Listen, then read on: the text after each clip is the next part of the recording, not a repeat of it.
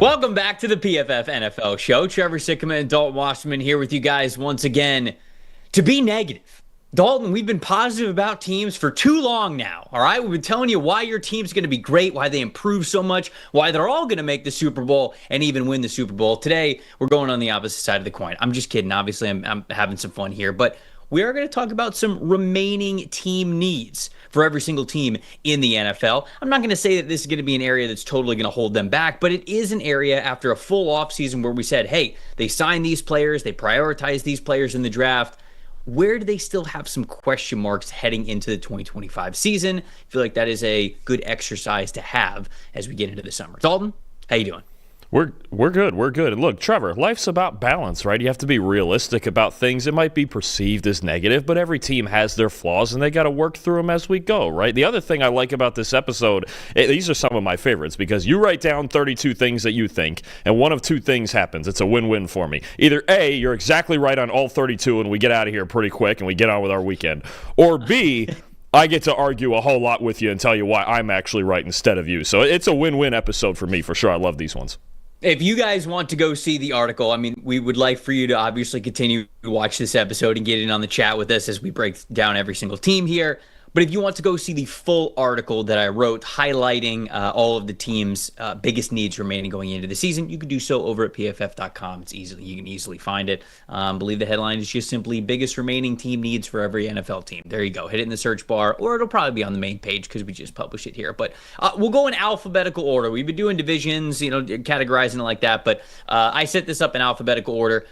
So we're going to start with the Arizona Cardinals. The Arizona Cardinals here, I think they had a good offseason. Certainly, we've talked about how much better their defensive side of the football is. But if there was an area where, okay, you look at their draft grade and, okay, it might have been a little bit higher if they did this, it would have been invest a little bit more on the interior offensive line.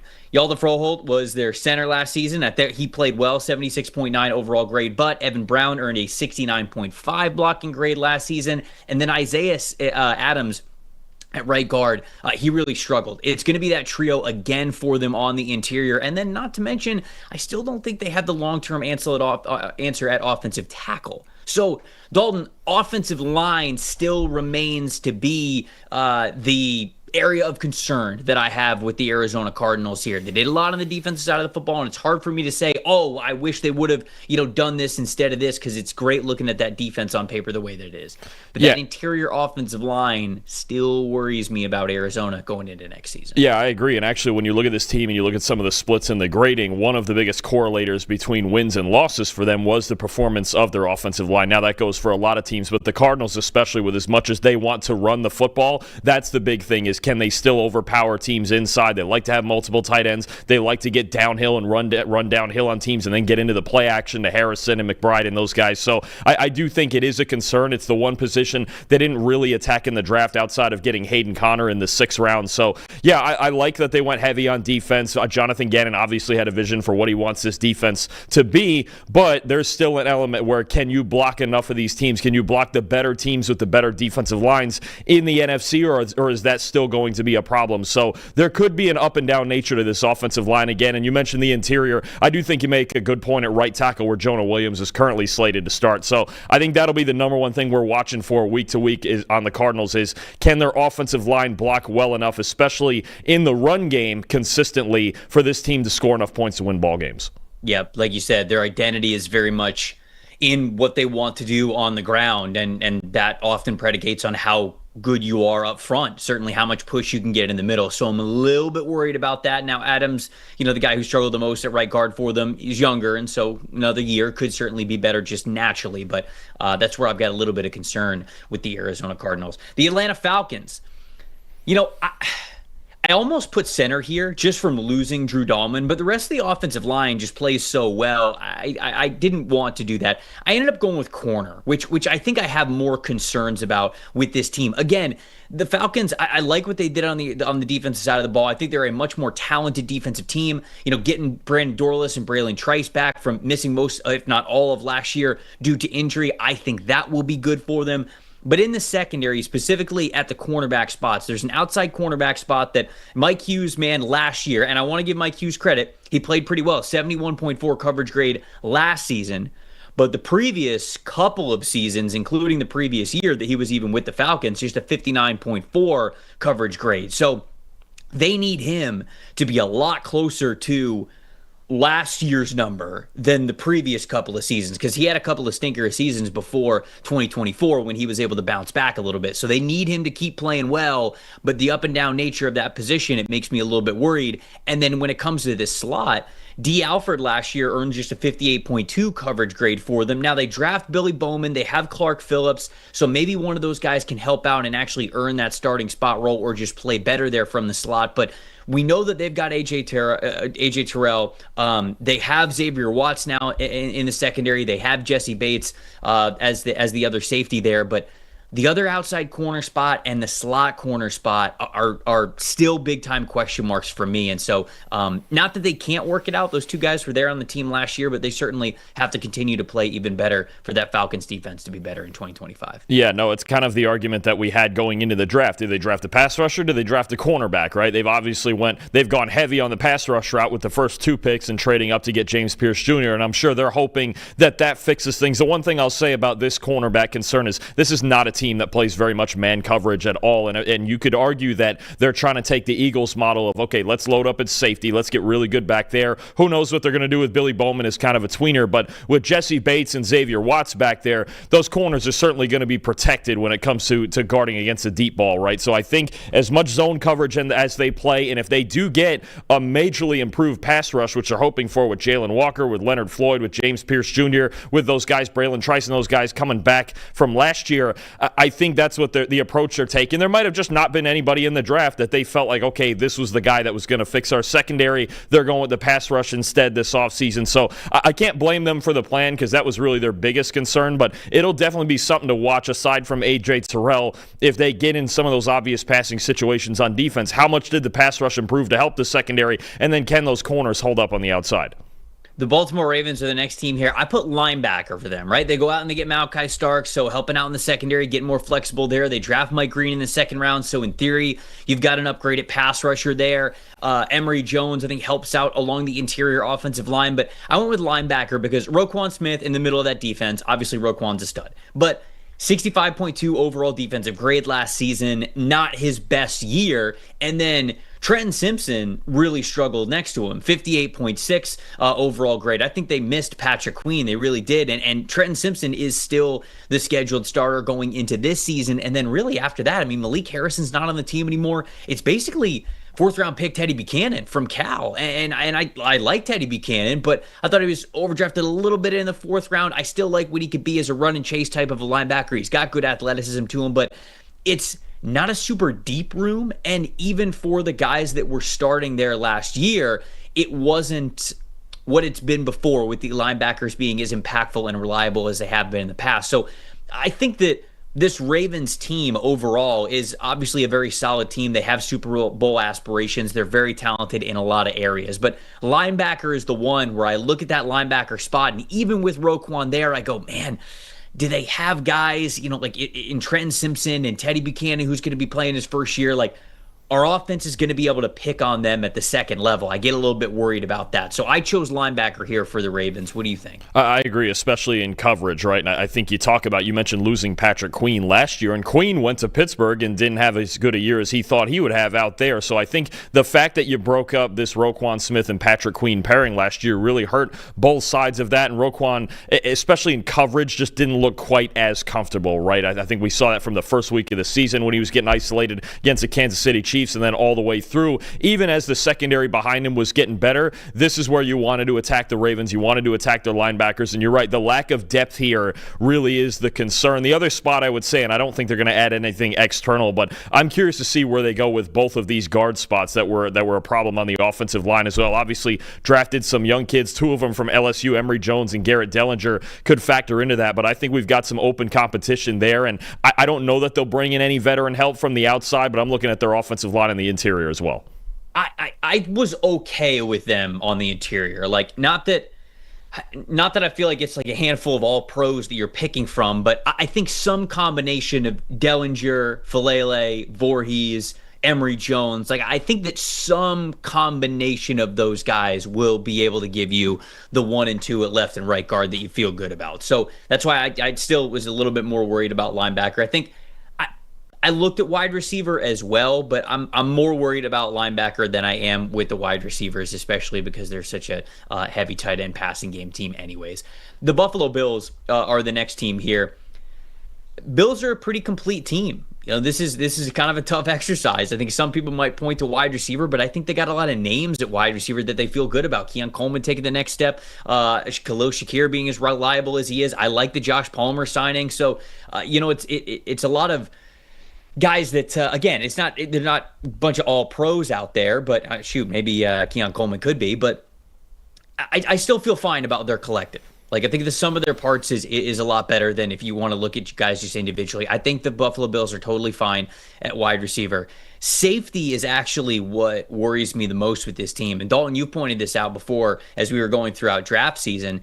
Second lowest coverage grade of any safety duo in the NFL last year was Taylor Rapp and Damar Hamlin, and those are scheduled to be the 2 starting safeties for this team as of right now. So, I know they have Cole Bishop on the team, so like maybe he, makes some noise and ends up getting one of those starting spots. But with those 2 guys coming back after a really tough year in coverage last year, that has to be the area that I'm most worried about, a team that basically everywhere else is ready for a Super Bowl. This is one at this position, too, where you wonder if they could sign one more veteran. There's actually a handful of veteran safeties floating out there. I think about Justin Simmons, who was with the Falcons last year. Julian Blackmon from the Colts is still a free agent. I think he would be a good add to this team. So I wonder if we get later into the summer, if they add one of those veteran safeties later on. But I absolutely agree. It's the one position. They really attacked the D-line heavy. They took Maxwell Harrison and Dorian Strong at corner. I think they did a great job with the rest of their defense. This is the one position. Jordan Hancock, kind of a tweener. I think he can fill in back there, but he's also a 5th-round pick. So I'm with you. I think the Bills are a team we could be looking at in the free agent market, adding to this group and adding another veteran, assuming we don't see big improvement, especially from Cole Bishop, the 2nd-round pick last year. Carolina Panthers, I went with corner. They've had a lot of new defensive players come in there, both from free agency and the draft. The offensive line is good. The running back room is fine. Chuba Hubbard's the guy who's spearheading that, but they have Rico Dowdle. They now have Trevor Etienne. Obviously, they have Jordan Brooks, whatever Jordan Brooks could be. With Tetairoa McMillan there, I feel fine about the wide receivers. Again, not the best room in the NFL, but I feel totally fine about it. You feel fine about taking the chance on Bryce. Feel a little bit certainly better about the interior offensive line, or the interior defensive line, excuse me. We'll see about the edge rushers. Linebackers, I guess, could certainly be in this conversation as well, but I ended up going corner because they had a 57.1 coverage grade as a team from that position last year, and they're returning basically all the same starters. J.C. Horn did not have a great year last year, gets paid a lot of money this offseason. Not saying that it wasn't deserving, but he needs to have a shutdown season and a season where he plays a full 17 games. He needs to be healthy, he needs to be out there, and he needs to be a CB1 caliber player for them, because if JC is in and out of the lineup and he's struggling, I think Carolina's going to be in trouble on defense again. There's not a lot of other corners there on that roster that I say, okay, well, yeah, JC's not having a great year, but we've got these other guys. Now, they made some moves at safety to hopefully mitigate some of that and it be more of a cohesive unit than just saying, hey, we got to have JC Horn lock down their best receiver or we're in trouble. I think it's going to be a little bit more of a team effort there this year. But ultimately, Mike Jackson is the other corner. Shaw Smith-Wade probably the starter in the slot. A lot of those guys, they were already there last year, and this group still really struggled. So to me, I think cornerback just still remains the unknown, and JC's got to be the first one to play better this upcoming season. Yeah, that's going to be the big thing, is you need your star players to play well, right? You got to get Derek Brown back healthy. You need a full, really good season out of JC Horn. I think you're right. Linebacker is kind of thin as well, but this team, with as bad as their defense was last year, they weren't going to fix everything all in one off season. So I think next year is when they start thinking about, okay, more cornerback depth, more linebacker depth, maybe one more pass rusher. But there was a clear goal through free agency and the draft that they had to get better in run defense first. They just were not going to be able to win if they were giving up 3,000 yards on the ground again for a season. So I do credit them a lot for what they did. They weren't going to fix the entire thing in one offseason, but you're right. Now you look more at this pass defense and you go, okay, who's the big-time pass rusher, especially off the edge? Could Nick Scorton be that guy? Jadeveon Clowney could give you another good season. And then you look out there at corner where it's very, very thin. And again, if Horn gets hurt, and we've seen a history of that, there's not a ton of depth behind it, right? So I think it is the primary concern now, but I think their goal was to fix the run defense first and get enough bodies that they could stop the run, at least force teams into passing situations and see where it goes from there. Yeah, Jacob in the chat is saying coverage struggled for Carolina because the pass rush was bad. I totally agree with that. And the pass rush was bad in part because there were no forces on the interior of the defensive line. And so they did the right thing, prioritizing things the way that they needed to. You're not going to be able to make every single move every single offseason to really cover a team that struggled a lot last year like Carolina did. And so they prioritized the interior defensive line in free agency. They got some good pass rushers in the draft. So I like the way that they went about that. Naturally, you hope that the coverage is a little bit better because you're hoping the quarterback's getting the ball out of their hands a little bit faster this season. But these guys do need to still step up in the secondary, there's no doubt. There's another Jacob who gave us a super chat, $5 super chat, said elite content. Not sure what I would call the need for Jacksonville. They have a lot of average starters, though, which isn't great. Jacob will get to Jacksonville, obviously, in a second, but I just want to say we appreciate the super chat, appreciate the $5, and appreciate you being in the chat. Okay, next team, not Jacksonville. We will get there eventually, like I said, Chicago Bears. I went with running back for the Chicago Bears, who, on paper, one of the best teams in the NFL. I mean, this is a team that absolutely should have the playoffs in mind, and really it's just about executing with this new group and all coming together and getting through a tough division. I fully recognize that. But ultimately, I went with running back because I was surprised they didn't hit running back a little bit earlier. They didn't get one in the draft until Kyle Monangai in the 7th round, who I think is a good one to take. But right now, DeAndre Swift is slated to be the top running back on this team, depending on what you think of Roschon Johnson. Swift had a 65.7 rushing grade in 2024, which isn't the worst, but he's been declining in each of the last 3 seasons. The rushing grade has gone down a little bit. And Roschon Johnson, he's got better PFF grades. His rushing grade's more in like the mid to high 70s, but his sample size is so much smaller. And so when you're sort of just a situational back and you're just put in really good position to succeed, obviously, if you don't have a big sample size, it can be easy to be like, all right, here's 1 or 2 good plays that are really pumping up your numbers and your grades. So curious, do you think that it's running back as well? And how much faith do you have in this group as it stands right now? I would agree, and I wonder if we would be talking about this if Quinshon Judkins or Travion Henderson were available to them, because they went just before those 2 slots, especially Henderson right before them at 38 to the Patriots in the draft. So I do wonder if those were the 2 guys they were looking at in the 2nd round, and then when they were gone, they pivoted, obviously, to Luther Burden, and then I believe they traded back from 41. So I think it might be a thing where they just didn't get their guy that they wanted to in the draft. Maybe they could have attacked it earlier, but I do like the strategy of attacking this offensive line first, right? The 3 acquisitions on the inside, Ozzie Trapilo in the 3rd round of the draft. I think they did a really nice job of just going, okay, you know what? We're going to block the living hell out of people. We're tired of Detroit being the best offensive line, and that's all we ever hear about. And Ben Johnson coming from there, that's what he was going to set up, was a great offensive line. So I think even this group of backs should be better than they were last year with a more cohesive plan and a better run-blocking unit. But it's definitely going to be some talk, and they could still sign a veteran. Nick Chubb has been linked to them. J.K. Dobbins might be somebody that goes in and fills a need for them also. So I don't know that we're necessarily done talking about this running back situation, but it is something to look at when you talk about the teams with the elite backs that add extra beyond the blocking. Somebody said something in the chat about this, and I want to miss it. Oh, Russell said Nick Chubb would be a nice addition in Chicago. I just don't know what Nick Chubb has left in the tank. Obviously, the idea of Nick Chubb, I would love in Chicago. That makes a ton of sense. And maybe they take a flyer on him anyways, and he's got a chance to earn some carries there. I would love to see it, but I just don't know what he's got left in the tank at this point. Cincinnati Bengals, I went with interior offensive line, right? Ted Karras, Alex Kappa, Cordell Volson earned a 57.8 overall blocking grade as an interior unit last year. Karras and Volson still there. And then it's Cody Ford or Dylan Fairchild filling in at that other guard spot with the departure of Alex Kappa. So I thought that the interior offensive line simply was not good enough for the Cincinnati Bengals the previous season. They also brought in Patrick Lucas as well. I should shout him out as a free agent ad there. But I don't know who's exactly going to win out those 3 jobs. I think Ted Karras is probably going to get that center job, and he's going to be remain there. But does somebody beat out Cordell Volson, who struggled mightily last season?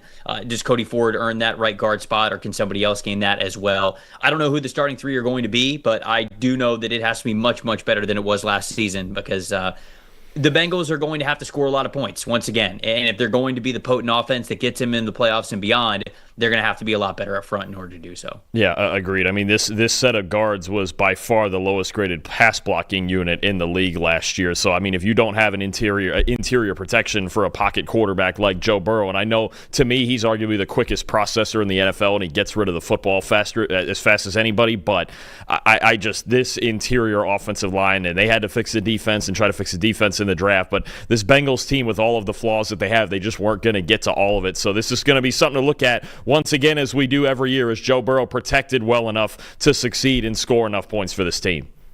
Cleveland Browns, I went with corner here for Cleveland, and people might think this is a little bit of a shock because they probably recognize the names, right? Starts with Denzel Ward. They have Martin Emerson. They have Greg Newsome, right? These are names that they probably know, but Ward was decent last season. Martin Emerson struggled, 48.4 coverage grade in 2024. And Greg Newsome struggled as well, a 54.0 coverage grade coming from the slot. And so, Ward, I think, has the ability to play to the caliber of a CB1 that you want to see at the NFL level. But those two other guys have to play so much better. And right now, it looks like that is the starting trio once again going into this season. So that's where I get a little bit worried with Cleveland, is they've got one guy who they know they can depend on to shut down the other team's really talented receivers, but are those other guys there in that caliber? I mean, there were even rumors of Greg Newsome being on the trading block, right? And so I don't think that you're trading a player like that if you think they're pivotal to the defense or they're playing really well. So I get worried about that for Cleveland,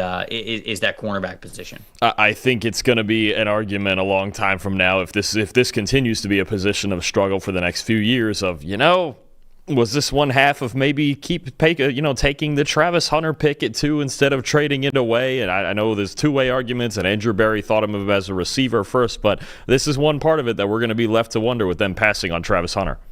Yep. Dallas Cowboys. Interior defensive line is where I went here. They've got some mixing and matching that they need to do on the offensive line, but they have more talent in that area. Mozzie Smith and Osa Odigizua, those were the two interior defensive linemen for them last year. They are the same scheduled starters at the interior defensive line this year. And I know the run defense grades got better for them as the year went on, but as a whole, Mozzie Smith earned a 35.9 run defense grade last season. Osa Odigizua earned just a 50.8 run defense grade last season. They added Solomon Thomas, but Solomon Thomas earned just a 41.5 run defense grade last season while he was with the New York Jets. They also have Jay Toya, who is a good run defender, who they drafted on day 3 from UCLA, but I'm worried again, man. I know it got better as the season went on. It wasn't as bad as, it was catastrophically terrible, I think, through the first 7-8 weeks of the season, how they just could not stop anybody up front. But it's still those same two guys. And I get worried for Dallas that, all right, sure, like, you got Donovan Ezraku, you've got Micah Parsons, like, you've got these guys who could win on the edge, but if you don't win up front in the middle, you just get taken advantage of too quickly and too often in this league. And so that still remains an area of concern for me with those two guys, the defensive tackles once again. Yeah, for me, it's run defense in general, and I'm throwing the linebackers in with this group because you look at DeMarvion Overshown and his injury. We don't know how much or if he's going to play this year. And then you look at traded for Kenneth Murray, Jack Sanborn, Maris Leofau, Shamar James. They took in the 5th round, Damone Clark. I mean, I think run defense up the middle in general, for as many pieces and for as much as we liked the Cowboys draft and what they added on defense in the draft, run defense is still the number one concern for me with this team. I think especially when you talk about having to play Philadelphia, having to play Washington in your own division, two teams that really like to run the ball and do it in a dynamic manner, I think that's going to be the number one concern. If Dallas can get into passing downs and get teams into obvious passing situations, their defense is going to be really good. But on early downs and in run defense, especially against those two teams, this is still, it could very much be a problem when you look at the inside at defensive tackle and at linebacker. For the Broncos, I went with running back here. This is a really solid team. You look at interior defensive line, they're pretty good. I know, like, long-term, okay, like, could they bring some more young guys in there? Like, all right, that's a discussion. But, like, right now, they're good on the interior defensive line. They're good at edge rushers. They're good at the linebacker level. They're good at safety. They're great at corner, especially after the draft. Like, the defense is totally set. The offensive line is solid. Could have gone wide receiver here, but Devon Vele, Marvin Mims, those guys were solid for them as wide receiver 2 and wide receiver 3. Could you get a little bit of an upgrade? Yeah, sure. But especially with Cortland Sutton in there, it's not terrible. And then you throw in Evan Ingram as well, the new addition at tight end.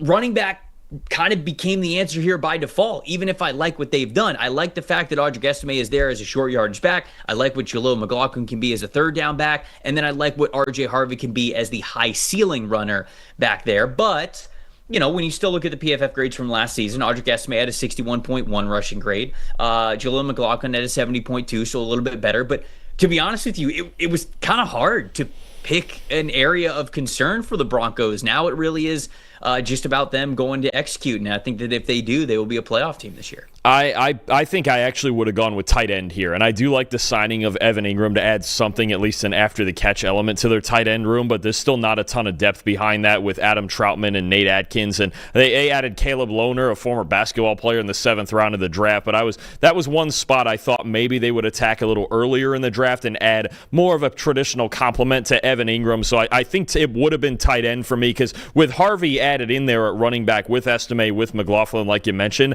I actually don't mind the kind of committee that they have going there, especially if Harvey can emerge as the starter that takes the majority of the snaps. I think I might have leaned in on tight end there. I like the Evan Ingram signing, but I think it's something we're still going to be talking about later in the season, that, this team doesn't have much of an option there. That's fair. Like I said, it's tough. The Broncos have made this exercise tough, and I think that's a job well done by George Payton and Sean Payton there to get a heck of a roster out there. Detroit Lions, I still went with edge rusher here. I love Ahmed Hassanin. I think he landed in a great spot in Detroit. I think that there is a world where he becomes a starter for them at some point in his rookie contract. Maybe not this rookie season, because there's a lot of bodies that are there, but I think he could become somebody that's a day 3 gem because of where he landed. I like the fit that much. But for this upcoming season, you're really hoping that Aiden Hutchinson is the same player that he was before he got hurt. And even that is a risk. Josh Paschal, 48.0 pass rush grade last year. Marcus Davenport, 64.4 while missing time.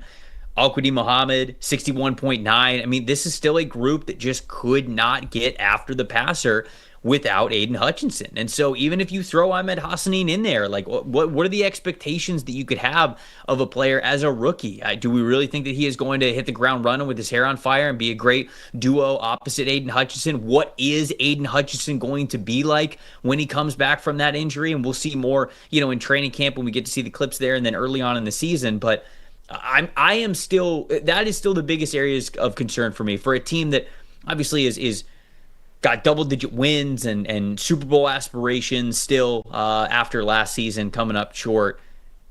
I think this is a really talented roster, but I remain worried about how effective they will be to get after the quarterback. It just has to sort of be hey, they're better as a group than they are as individuals. And that's sort of the way that I look at the roster here right now. Well, I think it's the impact that Aiden Hutchinson could have if he's 100% on the rest of the unit, right? I've talked about this on the offensive line, where one great offensive tackle can make the rest of the unit better. That's the case when you look at a guy like Aiden Hutchinson. Micah Parsons, same thing in Dallas. When he's hurt, they didn't rush the passer well. When TJ Watt's been hurt for the Steelers in the past, they didn't rush the passer well. So really, the key to the whole thing is Hutchinson, and they know it. And I think they decided, okay, we're going to stack up at corner in free agency with DJ Reed. We're going to get a D tackle in the first round of the draft in Tyleik Williams and continue to get better stopping the run. The X factor is just going to be Aiden Hutchinson. And if he's off the field anyway, it's really not going to matter. It's going to look a lot off the edge like last year. So that's what it's come down to. And look, your best players have to go out there and be healthy and play their best. If Hutchinson does that, then we're probably not talking about this during the season anyway. For the Packers, I also went with edge rusher once again. Now, I could have gone with corner, but as long as Jair Alexander is on the team, then at least they have Keyshawn Nixon. At least they have Carrington Valentine as a depth player.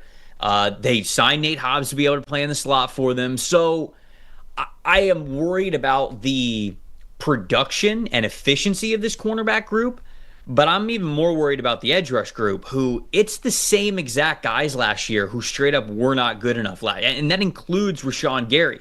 Rashawn Gary had a 66.3 pass rush grade last season, and that was the highest of anybody in the group. Lucas Van Ness was lower. Kingsley Enagbare was lower. Brenton Cox Jr. was lower. Like, all of those guys are basically, that's the rotation again. That is the edge rush rotation again from this group. So I think it kind of just has to come down to they're going to play better in year 2 of Jeff Haflick's system. In year 1 of a system change, you're going from more of a traditional odd front to a traditional even front, and where you're aligned, whether you're in a 2-point stance or a 3-point stance, having your hand in the dirt or not, like all of those style differences could go into why there was a little bit of a dip last year with the Packers' production from their edge rushers. But it's the same guys, and they moved on from they've got a different defensive line coach in there now, and I think that they basically said, like, hey, we don't think we have the wrong players. We just think that maybe we had the wrong defensive line coach. Maybe it was just a year 1 in Hafley's system kind of a thing, and they're betting on these guys once again. And so I almost went with corner, but instead I ended up going edge rusher here for the Green Bay Packers. No, I agree. I think the guy to look at, there's going to be a whole lot of pressure on Lucas Van Ness, the former 13th overall pick. It's only a 64 pass rush grade last year. Just hasn't made the impact. Only 42 pressures through 2 seasons in the NFL. He's got to be better than that. They have to make that pick worth it with the 13th overall with Van Ness. If he doesn't show up this year, I think we really start looking at next offseason and really reimagining this Packers defensive line and their pass rush. Houston Texans, I just went offensive line in general because it's a lot of names, right? It's a lot of guys that we know. Hold on, I'm pulling up the list because I have some of them that I wrote in the article, but I want to make sure that I can name off all of these guys that could be potentially starting for Houston at some point. Cam Robinson, Titus Howard, Jarrett Patterson, Juice Scruggs, Blake Fisher, Trent Brown, Ed Ingram, Laken Tomlinson, Ariante Ursary, like all of you almost just have, it's just a 10-man pool to say, hey, we've got 5 spots. Somebody go win them.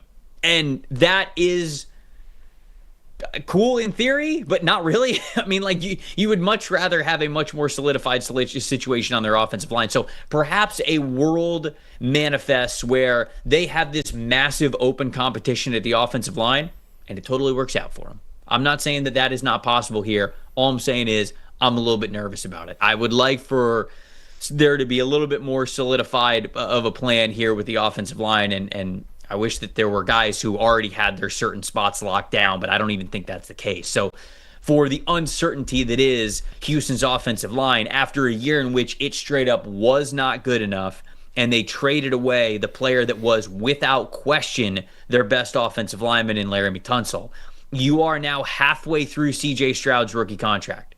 You better get this right on the offensive line.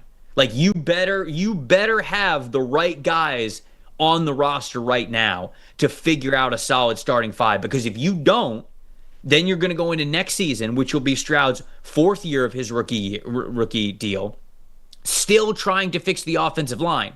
And in reality, what you're going to have to do then is probably sign Stroud to his massive extension, and then you'll be a little bit handcuffed about who you can bring in for your offensive line. And at that point, then you better nail it through the draft. So they're running out of time to maximize this rookie contract window with Stroud, and I think they're playing with fire with the offensive line. And so to me, that's why that's got to be the biggest area of concern for them. Well, it sounds a lot like what we talk about here in Cincinnati with the Bengals. I mean, they have the quarterback, they have the weapons. This Houston team has an even better defense, certainly, than Cincinnati, and they just have to protect their quarterback. I've mentioned this before. 7 of the last 8 Super Bowl champions were in the top 7 in pass blocking grade, and that 8th team that wasn't had Tom Brady, and he knew how to avoid that. So, you have to be able to pass protect if you're going to be a championship caliber team. The only other thing I'm going to throw in here is a defensive tackle for me is also a concern. A lot like Dallas, unbelievable pass defense. This team is going to have an elite pass defense. Anderson and Hunter, the secondary, I think it's going to be fantastic, but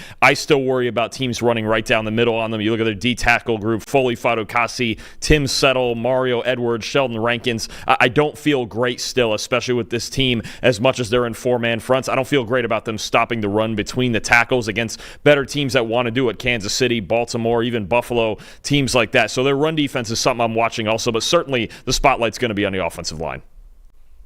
The Colts are the next in line here. I went with linebacker. I think this is kind of an obvious one, right? Because Zaire Franklin and EJ Speed were the 2 starting linebackers for the Colts. They basically based everything that they did at a nickel. They only had 2 linebackers on the field most of the season. Both of those players played over 1,000 snaps. Now EJ Speed is gone, and Jalen Carlisle, who was sort of like this linebacker safety hybrid player at Missouri. They made him a linebacker with the Colts.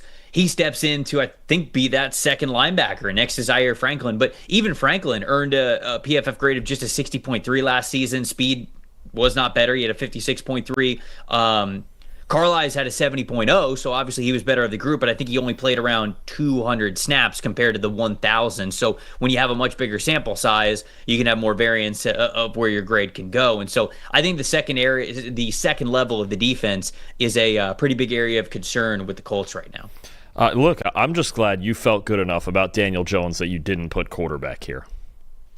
It's funny because we're going to get to the Giants, and I put quarterback for the Giants, but in reality, like, along the same exact logic that I applied to the Giants, I could have very easily applied to the Indianapolis Colts and also the Cleveland Browns, right? I could have actually done that for those other two teams, and so maybe I should have there with the Giants, but we'll talk about them more when we get to the Giants. I don't know if I'd say I have faith in Daniel Jones. They at least just have bodies there where one of them could potentially work out. I think that the depth of that linebacker level is not really great, though, for them. Agree on that. I get that. And it's certainly, look, they ran the card in for Tyler Warren. If Warren wasn't on the board in the first round, I think Jahad Campbell would have been a serious consideration. So I agree. Look, I think the rest of it, the quarterback situation, we'll figure out the rest of the summer, but they do need to figure out something next to Zaire Franklin at linebacker. Yeah, I really didn't know what to do with a lot of these teams that have these quarterback needs. It's like, all right, yeah, they got a bunch of names. Like, the Browns have 4 names. The Colts have 3 names. The Giants have 3 names, So I don't know. We'll obviously talk a little bit more when we get to the Giants. Jacksonville, I went with safety as their biggest remaining need going into next season.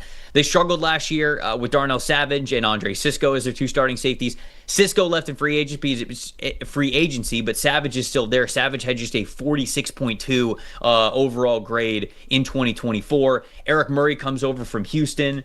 But Eric Murray, it's not like he was phenomenal. He had a 63.7 grade, which is better, certainly, than what Darnell Savage was last year. But you throw in Antonio Johnson as well, who's a depth safety for them. They throw in Caleb Ransaw, who very clearly they think highly of, drafting him in the 3rd round. So can that unit be enough? I think that's my big question mark with Jacksonville is it was a safety room that was a major area of weakness last year. One of those safeties is still there. Do they have enough from the guys that are in the depth and with the signing of Eric Murray to be a lot better in 2025? Yeah, I agree. I think you mentioned earlier that Buffalo was 31st from their safeties in coverage grade. I'm pretty sure Jacksonville was the team behind them, and now they lost their best player from that group in Andre Sisco. So it is going to be something to watch. They got better at corner. They added Jordan Lewis. You get another year of Jerrion Jones getting better. Tyson Campbell still on the outside. I'm just curious with this secondary on the whole, because it looked like down the stretch last season, there was a lot of games where it was, I don't want to say a lack of effort because you hate to say that, but it didn't look like obviously they were in sync with the coaching staff and the intensity that they should have been playing with. So I wonder if they're just re-energized by this new regime, by James Gladstone. And you do wonder, I know this isn't a safety thing, but if Travis Hunter is also a factor in this secondary, maybe they're going to start him at receiver first and figure that out on the offensive side. But I do wonder if that also helps their secondary, if they can work Travis Hunter there as a two-way threat. For the Chiefs, I'm worried about their interior defensive line, man. And it sounds weird to say when they have one of the best players in the world in Chris Jones at that position, but you lose Tershawn Wharton. You don't have Derek Nottie anymore. You have Mike Pennell, but he's about to be 35, I think. And it's just like he didn't even play well in run defense last season. 59.4 overall grade with a 63.4 run defense grade there from him. And then you look at the guys who are next in line, who are the depth players. It's Jerry Tillery and it's Omar Norman Lott. Like, those are attacking players, and they don't really have those run stuffers on the team. And like, even Chris Jones is an attacking player. So I have concerns about what the Chiefs are going to be up front. I'm not going to say that they're going to be as bad as Dallas was last season, but I get worried. I get worried that they could potentially be one of the bottom 10 teams in the NFL when it comes to run defense, just because, hey, they feel good about their linebackers and they feel good about the guys who could set the edge for them at the defensive end spots. But if you don't have the bodies in the middle to be able to hold up, I mean, teams are just going to run power and they're going to run duo on you all day long. So I think that that could be an area of concern with the Chiefs, who are very focused on getting interior players who are good at getting after the quarterback. Can they hold the line of scrimmage? Do they have that personnel to be able to do so? I'm a little bit worried. No, it is going to be a concern. And even Chris Jones, you mentioned, a 64 run defense grade last year, a 60 before that. So he's not the run stopper that he used to be. And I think when you talk about, again, look at all the teams in the AFC they have to deal with. The Chargers twice, they want to run the ball. The Broncos have a really good offensive line. They have a ball control offense. The Bills want to run the ball. The Ravens want to run the ball. It is going to be something where now we look at the Chiefs and you go, okay, they've kind of played keep away and ball control with their offense, but I think you're going to get more teams doing that against them this year and trying to exploit this D-line. Like you mentioned, there's just not a whole lot of depth there.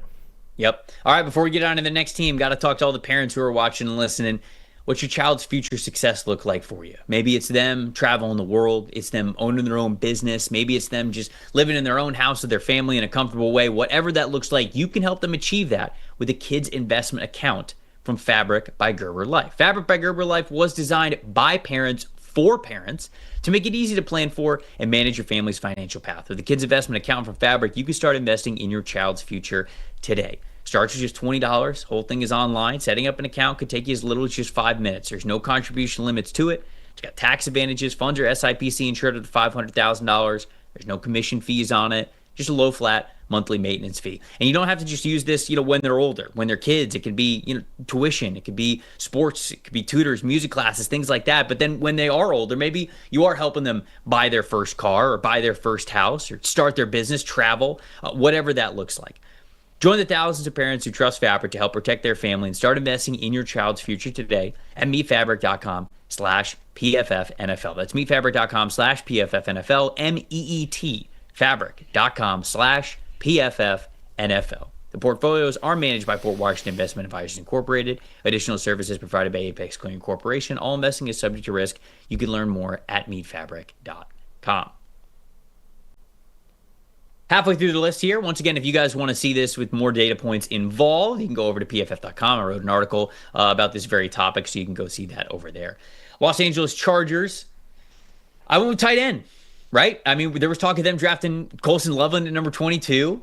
Didn't have a single tight end on the team last year who had a threat percentage, which is basically, wide receiver usage, how often you are getting targeted per route that you are running, above 20%. When you're above 20%, that normally shows that you are one of the go-to options in this offense. So they didn't have a single tight end that had a threat percentage above 20%, despite desperately needing it, right? They needed somebody to be able to step up. Will Dissly is still there, but Stone Smart is not there anymore. And they brought in Tyler Conklin. They brought in Oronde Gadsden. I think they're hoping that one of those guys can step up, but it is still a room that is relatively weak compared to the rest of the roster that they have. So they really needed tight end to be stronger for them last season.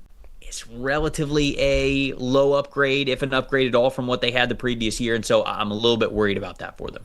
Yeah, no, I agree with that. I think the idea this year, because they got so little out of the receiving game from their tight ends last year, is that Dissly is going to be the blocker, and he's actually one of the better blockers at the position in the league. And now you've got Conklin and Gadsden as more of flex threats. And Conklin, look, that's the role that he's most comfortable in. With the Jets, he was put way too much in an inline role. He operates best out of the slot, moving around the formation.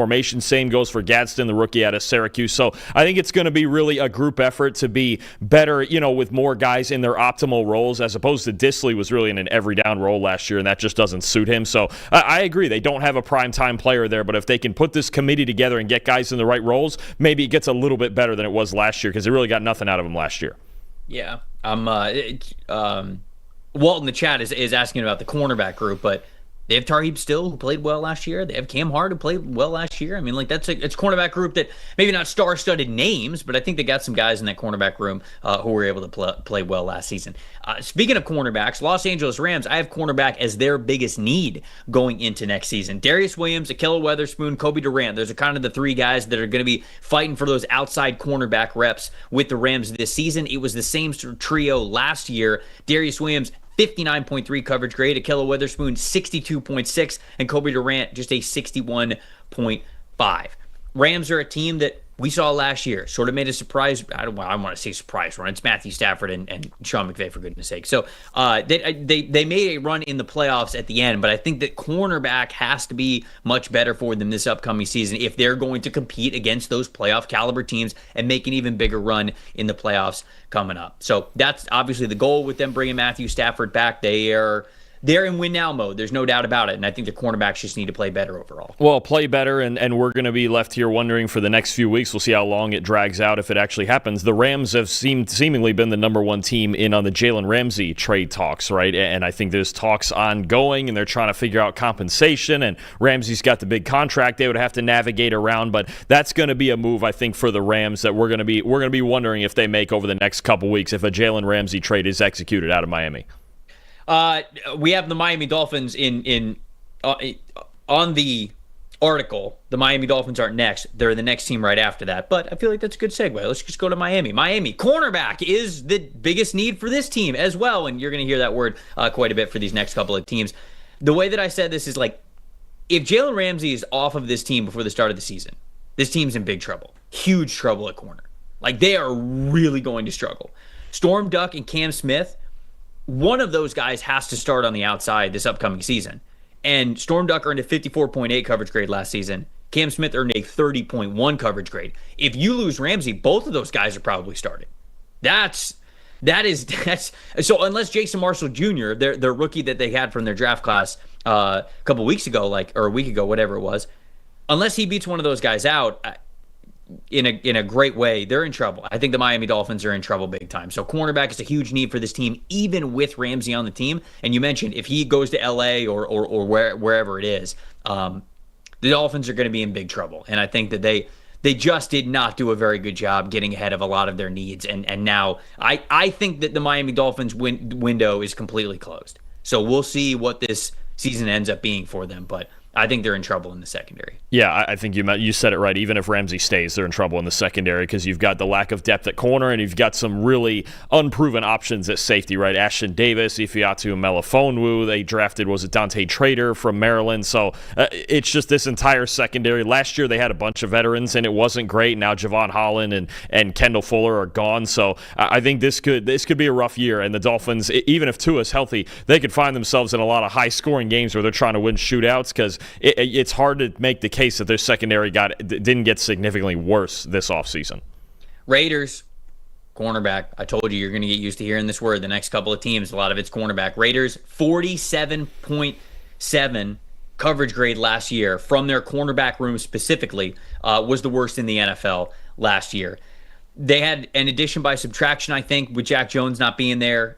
Jacorian Bennett, DeCamerion Richardson, those are still guys who were on the team last year who need to play better. They brought in Eric Stokes from free agency, who they hope maybe can crack this rotation and perhaps be a starter for them. And then drafting Darian Porter, who I think is a really good fit. But for as much as I really like Darian Porter, I feel like I even have to tell people to pump the brakes a little bit. I mean, like, this guy wasn't even a starter for Iowa State for 4 straight seasons. Last year was the only year that he was a starter. Now, he played well, but you can still tell there's areas that he's really green and doesn't quite have that anticipation just because he doesn't have a lot of starter reps under his belt. So him jumping from his first year as a full-time starter in college straight to the NFL, I think it's going to be a little bit of an adjustment period for him. And so I like that he's on the roster, but for 2025, the cornerback room still remains a big question mark for me for the Raiders. Absolutely. The entire back seven, I think even at linebacker as well, where right now the starters look like it's going to be Devin White and Landon Roberts, and White barely played last year, and Roberts is really good on early downs, but you're going to struggle in coverage over the middle with these linebackers too. They spent this offseason going, okay, we're going to fix this offense first. We might get in a lot of shootouts. Pete Carroll and Patrick Graham, they know how to get a secondary to play at least fundamentally sound. Yes, they're short on talent, but their back seven is going to be a concern for us all year. This year they wanted to fix the offense. I totally get it. Geno Smith, Ashton Jeanty, Jack Besh, everything else they added in the late rounds. The back seven is going to be a problem, but I think we know part of the process with Pete Carroll in these first couple of years is going to be they're going to fix a defense. Pete Carroll's almost never had a bad defense, and it's just this year they have to ride it out because they're coming from such a hole they were in last year. Walt, our resident Raiders fan, saying, hey, Bennett played great last year. He just got hurt. I agree. Bennett is somebody who could start for them, and you feel okay about it. And then he said the Raiders need Stephon Gilmore and nickel Mike Hilton. Is Mike Hilton still out there? He is. Mike Hilton has not been signed yet, yeah. Wow. Okay. Interesting. I didn't think that. I thought Mike Hilton would have been something. I know he's getting a little bit older in age, but I feel like he would have signed somewhere. Minnesota Vikings, say it with me, cornerback. We're sticking with the cornerback position here, and the Vikings are replacing over 1,000 coverage snaps with guys like Stephon Gilmore and Shaq Griffin no longer on the team. They're starting Isaiah Rodgers, who was not bad in Philly last season, 70.5 overall PFF grade. And then Mekhi Blackmon, who tore his ACL last June or July, and so we didn't really get to see him last year, which was a bummer. They brought back Cam Bonham, which is good because he was their top-graded coverage player. And so it's not totally bleak. When I look at this roster and where they have their holes, this is sort of a tough one, but this is where the biggest mystery is and unknown for me is in this cornerback room. Now, we knew that they would have changes, but I think that corner still has to be the answer here for Minnesota. What do you think? I don't know that it has to be. I actually like this group, assuming obviously, especially if Mekhi Blackmon comes back healthy, and I really like the addition of Isaiah Rodgers. I think this cornerback room could actually be pretty good if it's healthy, especially those front three guys. I look also at they didn't get a run-stopping complement. I know they got John Allen and Javon Hargrave as pass rushers, but I would have liked to have seen him get a run-stopping interior defender just to kind of complement those two guys and not have them both on the field at the same time on early downs. So defensive line for me, especially in run defense, is going to be a little bit of a concern, especially considering the teams that they have to play in their division. But if they're healthy, I like this group of corners. A lot of it comes down to Blackman's health. And if Rodgers can emerge into a starting caliber player for him, he was really good last year as kind of the third outside corner, played a little over 400 snaps, I believe it was, for the Eagles. So I think there is at least some hope there. I'm a little worried matchup-wise when it comes to interior run defense. Borkington in the chat, great username, said, is corner becoming the new, quote, it's hard to find good tackles? I mean, sort of. As the league gets more dominant as a passing league, yeah, it's going to be more difficult to find the corners that are going to be able to match all the firepower that a lot of these teams have. New England Patriots, I went with safety here. I think there's a handful of different ways. Like, you could certainly go wide receiver. Like, wide receiver, I think it could have been an easy one, but they just have, again, so many names. I want to see how it plays out this year for them at wide receiver. I get a little bit worried at safety just because I don't know what it's going to look like this upcoming year. Like, Jabril Peppers had the best coverage grade. He had an 80.1 coverage grade. Kyle Duggar had just a 34.5, but Duggar's obviously more of that hybrid, strong safety, linebacker type of player for them. But, is this team going to use Peppers as that single high free safety? Is Marcus Epps going to be somebody who's going to get into the mix? Del Pettis played well at times last season. So I feel like there's a lot of unknown with the safety group. And I think specifically there's a lot of guys who are in that safety room who are old regime players, not the guys who were brought in by Mike Vrabel, and he might prefer other players. I just think it's sort of wide open at safety right now, especially coverage safety for this team. So that's where I went. I just feel like that's where the biggest unknown is. You could have gone with wide receiver, could have gone with offensive line because these guys haven't proven it yet, but I ended up going with safety because I'm not even sure who starts for them. Yeah, if I could throw maybe one more spot in there, I might say center. And I know they've got a couple guys. We know one of the two guys it's going to be, but I think we could get an open competition at center between Garrett Bradbury, who was brought in on a pretty cheap contract and struggled in Minnesota, and Jared Wilson, the third-round pick from Georgia. I think that's another spot that I'm looking at. I know it might be a little risky to get two rookies if you're getting Will Campbell and Jared Wilson starting on the offensive line, but I think center is also one I'm keeping my eye on through training camp. New Orleans Saints, I went with defensive line here. They brought in Devon Gottschalk to help Curtis Granderson, who was by far the highest graded defensive player that they had. No other player other than Granderson earned a overall defense grade of a 68.0. The guy who was closest to it was Chase Young. They'll need a better year from him now back as the starter. I think that Brian Brzee also taking him when they did at the top of the second round. Like, they just need so much better from Brian Brzee. Brzee had a 37.3 overall defensive grade last year. So defensive line to me is the biggest area of concern that I have with the Saints. They went with offensive line with their early investment with Kelvin Banks at number 9 overall. They're now going to move Talize Fuanga back to right tackle. At least we assume that's the case. And then they'll move Trevor Penning inside to one of those guard spots. So you feel a lot better along the offensive trenches, at least with some of the musical chairs that they had there. But the defensive line, largely the same guys outside of Gottschalk as the addition there. So it was a defensive line that really struggled, in my opinion, last season, again, outside of Granderson. And it's just a lot of those same names that are there this year. They just got to play better. Yeah, absolutely. I think it's a concern. We mentioned it going into the offseason. O-line and D-line, they addressed O-line with Kelvin Banks. The D-line, not a whole lot aside from Vernon Broughton in the third round. So I think it is going to be a concern. And much like Carolina, their division rivals, stopping the run is a problem. It's a real problem for this team. And then you've got a pass rush. You mentioned it, Carl Granderson being their best pass rusher right now. They brought back Chase Young as well, who had a good season last year. We'll see if he can continue to build on that. But I'd be very, very worried about this team in run defense, especially again against a team like Tampa Bay in their own division who got better running the football last year. Atlanta's one of the elite running teams, and even Carolina, good offensive line and a good group of running backs that can run it. This is going to be a problem for the Saints on the interior. The Giants, I went with quarterback. I don't know, man. I mean, like, Russell Wilson's on the one-year deal. Jameis Winston's on the one-year deal. Jackson Dart's the player that they traded up for in the first round to go get, but people who have heard my draft takes know I'm not the biggest Jackson Dart fan anyways, so I think this is still the biggest area of concern. Now, the offensive line's not as good as it needs to be. I think they need to still make additions to the offensive line, both at offensive tackle and at offensive guard moving forward, so I understand that. That's true. I won't push too far back on it, but I ended up going with quarterback just because I don't know what they're going to get this season. I don't know what Russell Wilson is going to be like with Brian Daboll's offense. I don't know how much Jameis Winston is going to get in the mix, and I don't know how much they will feel like they have to start Jackson Dart just because they've got to get something out there that looks like hope, that looks like long-term hope for this regime to be able to save their job. So I went with quarterback here with the Giants, but I could see offensive line as well. No, I think offensive line is a big concern when you think about the best player of that group, Andrew Thomas, coming off another injury. John Runyon, he's gonna start. He's not really ever been great, on the inside. John Michael Schmitz has not lived up as a second-round pick at center. Greg Van Roten, you've got a 35-year-old guy in there at right guard. Illuminor's okay at right tackle. Evan Neal obviously never worked out. Who knows what they do with him or move him inside? So I think whoever the quarterback is, I think pass protection is going to be the biggest concern for this team. The Jets, I gave them wide receiver. I have wide receiver as the biggest need here for this team. Garrett Wilson, Devontae Adams were a nice 1-2 combo, but obviously Devontae Adams no longer on the team. Wide receivers not named Garrett Wilson and Devontae Adams did not have a receiving grade above 64 last season. Allen Lazard was the closest one to that with a 63.3, but are you really leaning on him to be that wide receiver too that you feel great about?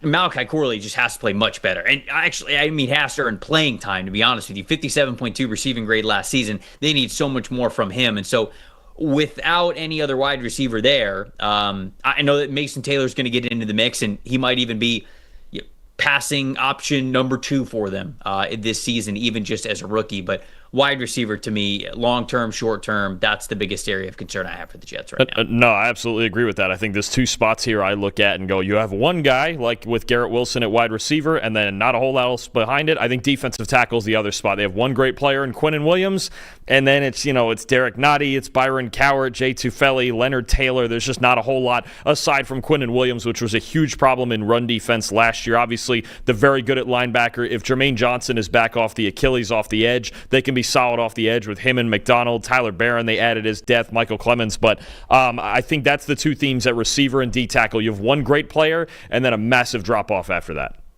For the Philadelphia Eagles, I said in the article, this exercise doesn't apply to the Philadelphia Eagles. Like, it's not. It's just it's not really real. There's not really an area of weakness here for this team. It's unbelievable how talented this roster is. I went with edge rusher just because they're losing Josh Sweat. They're losing a lot of snaps. They're over 800 snaps on defense from the edge spot. But, they got the guys who could be able to step up. I think it's going to be a big year for Jalen Hunt. I'm excited for him. He got a 69.0 overall defensive grade last season. But, Dalton, get this.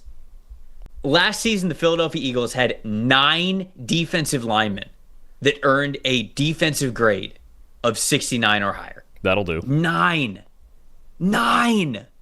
That's crazy. That's insane how deep this team is and how talented this team is. Now, obviously, they're not all earning elite grades. Most of them were right around the 70s. But for you to just have 70s grades, that means that you have a solid floor as a player, and you're also making some splash impact plays here. Like, that's what grades in the 70s says. You had 9 players that was applicable to, depending on how many snaps that they were getting. It's nuts. So anyways, I went with edge rusher.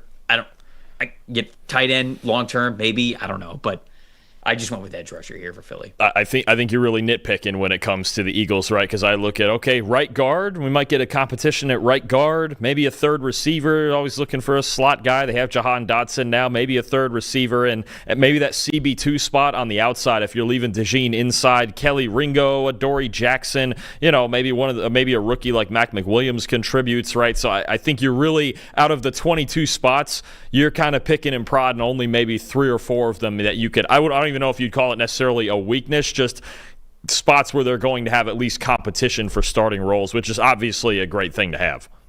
Pittsburgh Steelers, very topical. I went with wide receiver. They don't have George Pickens anymore. They have DK Metcalf, but who's after DK Metcalf?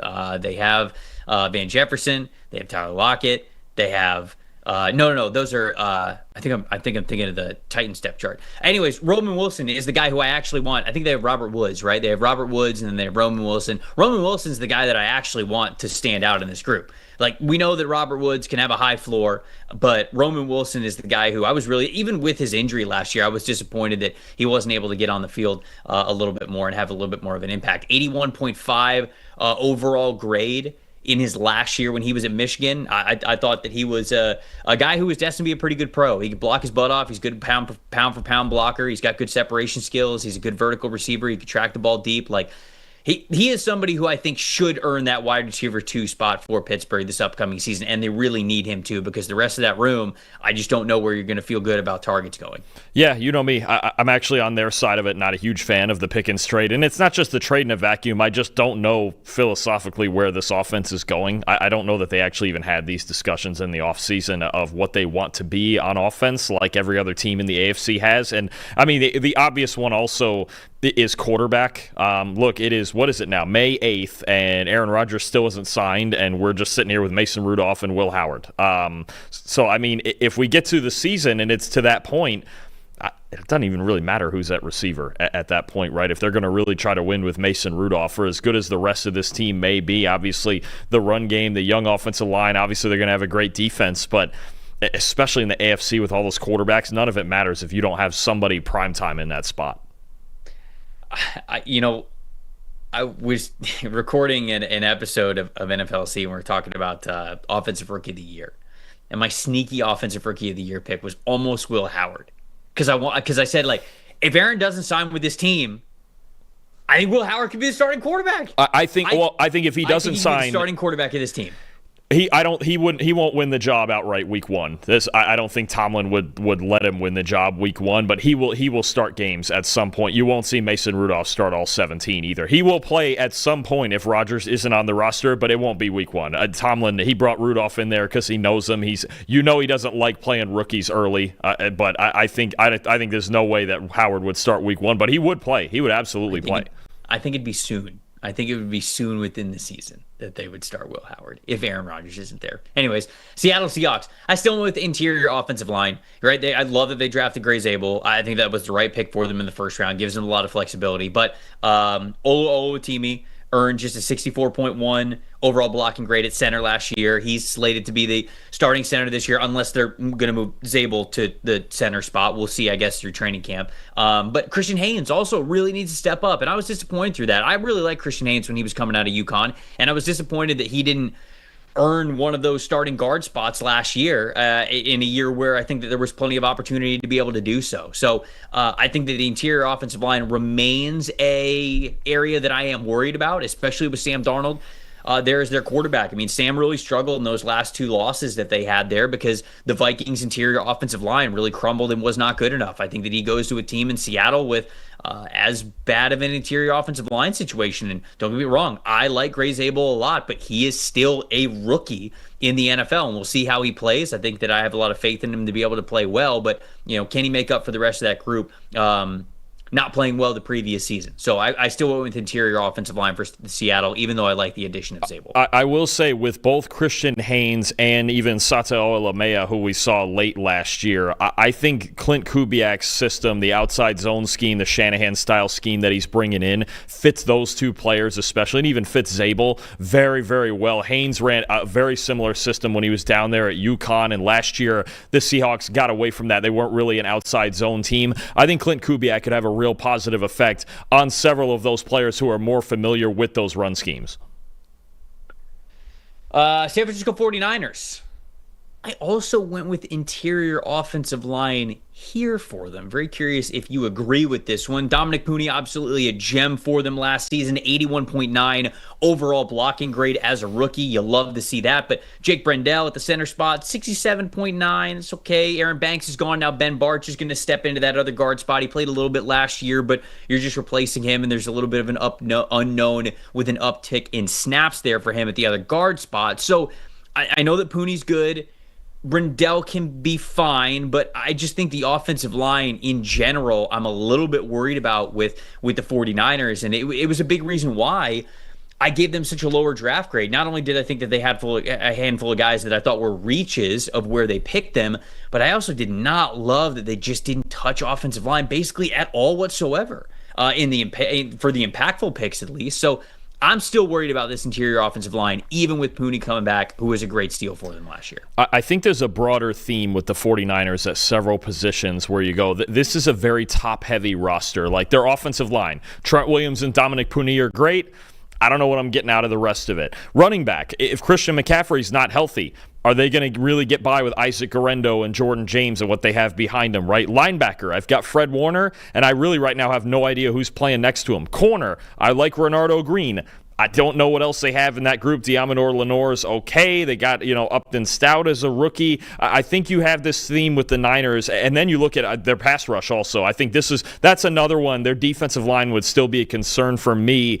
Run stoppers, they got them. Michael Williams, Alfred Collins, C.J. West. They're going to be better in run defense with those guys.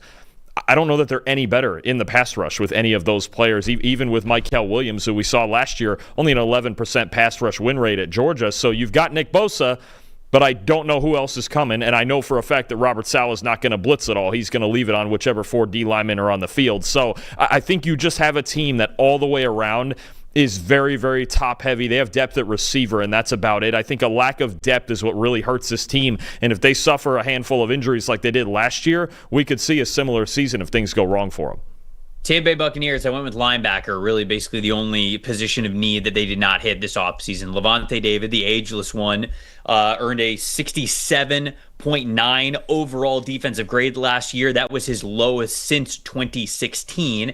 Now, he didn't have a lot of help next to him. KJ Britt, who earned the most amount of snaps outside of Levante David at the position, had just a 45.5 overall defensive grade, so that certainly was not good enough. KJ Britt no longer there. They're really hoping that Savasier Dennis, who was hurt last year, is fully healthy this upcoming season. They seem to have a lot of belief in him, so I think it's going to be those two guys, along with Anthony Walker, who is now on the team as well, in that linebacker rotation. But I just get a little bit nervous, of what that linebacker room is. As much as I love Levante David and think that he should be a future Hall of Famer, he is not getting any younger. And if he really starts to take a step back, well, now you're talking about Dennis.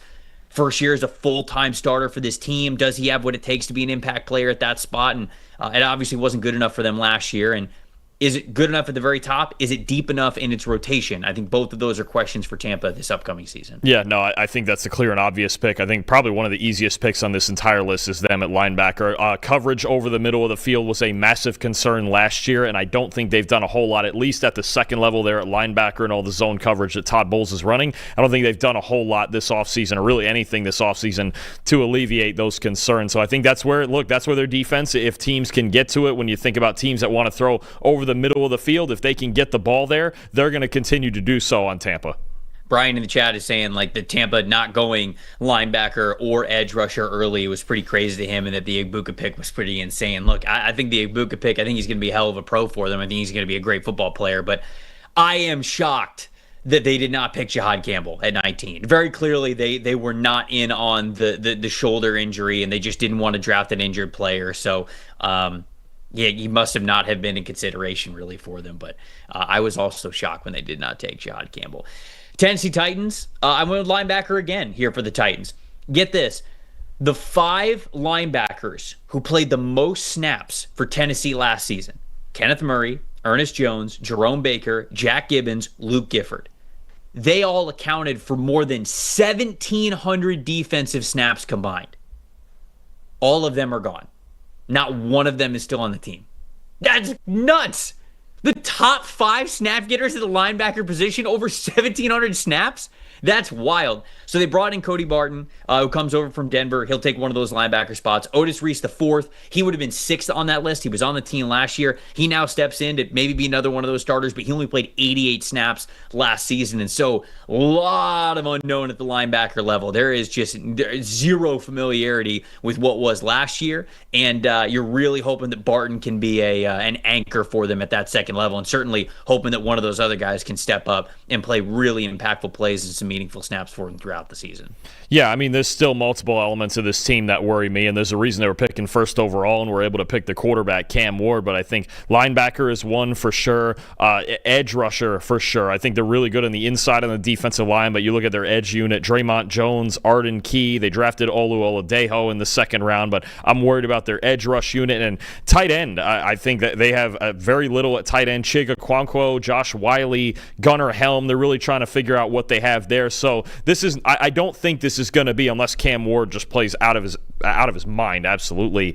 I think this is still a team we're going to be looking at as still building a year from now at several spots on their roster. But that's a good call at linebacker. Cody Barton, who really struggled, especially in coverage for the Broncos last year. If he's your most experienced and best option at linebacker, you've probably got an issue with this group. So I think it is going to be in certain spots another tough season for certain position groups on this Titans team.